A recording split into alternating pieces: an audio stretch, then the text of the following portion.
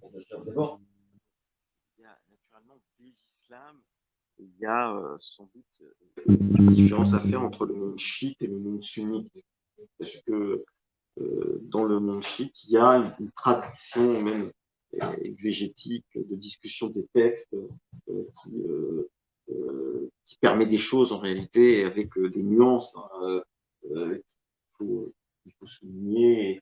Et le travail, par exemple, autour du Coran des historiens qui a été fait est un peu le reflet de ça. Et l'Iran n'est pas exactement dans la même situation parce que aussi l'Iran s'appuie sur une tradition culturelle qui est beaucoup plus forte, d'une certaine manière, qui a une certaine assurance, et donc du coup permet d'autres types de discussions et de débats. On le voit, la société iranienne est en réalité une société qui débat entre elles, et si elle a un cinéma, c'est parce que justement il y a aussi un débat. Sinon, et la deuxième chose, c'est que il faut espérer, et ça se fait, que des jeunes, des moins jeunes, enfin en tout cas des personnes qui sont françaises, qui sont nées en Europe et qui ont une aspiration légitime à croire,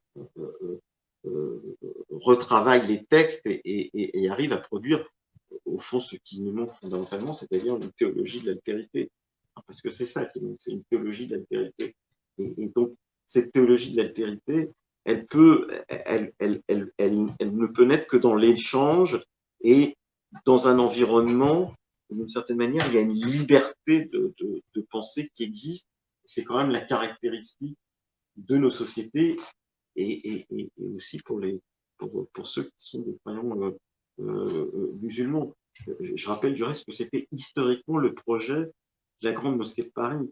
Quand on a construit la Grande Mosquée de Paris en dérogation du fait de la loi de 1905, le rapport d'Edouard Herriot, c'était de dire on va construire un institut qui donnera aux musulmans français, puisqu'à l'époque, la France est un grand pays musulman, les moyens d'une indépendance intellectuelle et théologique. Voilà. Et c'est toujours ça qui est en jeu.